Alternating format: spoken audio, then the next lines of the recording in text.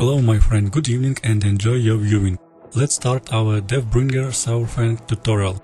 Today we are going to learn tactics and you will learn how to beat Deathbringer Saurfang heroic in Icecrown Citadel. If you want to know how to get to Deathbringer Saurfang, you need to watch the previous video in the series where I talk about Gunship Battle hard mode tactic. It is after Gunship Battle what you will take your faction's ship to the Deathbringer Saurfang. The link to the video right now appears in the upper right hand corner, and I'll also give the link in the description of this video. Let's take a look at Deathbringer Saurfang abilities. Blood Power. This is the boss buff. Blood Power is the core mechanic of the fight. For each point of energy, the boss damage is increased by 1%. He gains blood power from Boiling Blood, Blood Nova, Rune of Blood, and his Blood Beast melee attack. He will reach 100% energy multiplied times through the fight. Be careful when he reaches high energy, as his damage are greatly increased, including ticks from any dot he inflicts. Blood Lean. Saurfang gains blood power from damage he inflicts with abilities and summoned creatures. Blood Nova. The boss casts an AoE damage at a random player. The more players get hit, the more energy he gets. They spread and stick to your assigned position. Boiling Blood. Boils the blood of an enemy, inflicting 5000 physical damage every 3 seconds for 15 seconds. Inflicts 3 players. Each tick increases Saurfang's energy.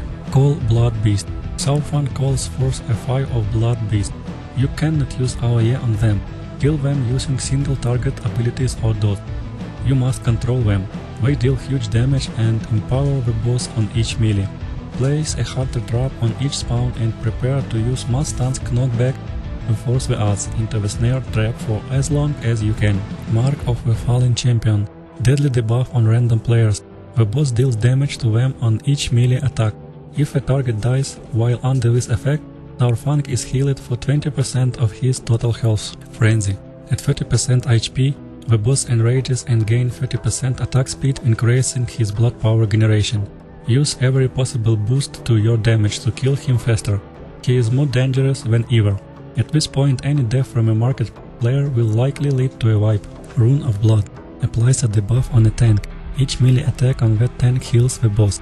Swap tank on each application. DPS tip. Ranged DPS should spread out to prevent Blood Nova from hitting more than one person at a time. Healer tip. Coordinate a rotation of personal and raid-wide defensive spells on targets afflicted by Mark of the Fallen Champion. Attack with a melee DPS, so ranged DPS have more room to spread around and kite any loose Blood Beast. 10 tip. Save defensive cooldowns for when Saurfang's blood power reaches 60% and higher. As this fight is a tank swap, it is recommended to hit cap and use your class's Glyph of Town to ensure your towns always land. If you are off tanking and odds are getting close to the raid, you can taunt them and run away. Deathbringer Saurfang tactics. The main focus of this fight is managing Deathbringer Saurfang's blood power and preventing him from gaining any extra from unnecessary damage. His abilities are quite deadly. Improperly handling them even once can and usually will lead to a wipe. The main mechanic of this fight is dealing with blood power. Deathbringer Saurfang gains blood power whenever he deals damage with Blood Nova, Rune of Blood, Boiling Blood, and any damage dealt by his summoned Blood Beast. Unlike early versions of the boss, Saurfang does not generate blood power from his own melee attack, or by damage dealt from Mark of a Fallen Champion. Tanks will want to use personal defensive cooldown, while Saurfang is above 60% blood power. 2 tanks are required for this fight, and need to instantly taunt off of each hour. When Saurfang uses Rune of Blood. If this is not done quick enough, he will heal back a ton of HP, almost certainly causing a wipe. Ranged players should spread around the room to prevent the Blood Nova from hitting multiplied targets, as this will quickly boost Saurfang's blood power. Healers should be aware of any Boiling Blood debuff, especially when Saurfang has a high amount of Blood Nova, or on targets afflicted by Mark of a Fallen Champion. At the same time, every 45 seconds Saurfang will call in 5 blood beasts around him. This will activate after 2 seconds and run toward their highest threat target. Melee DPS must avoid AoEing right as these odds spawn in, or risk pulling aggro and dying.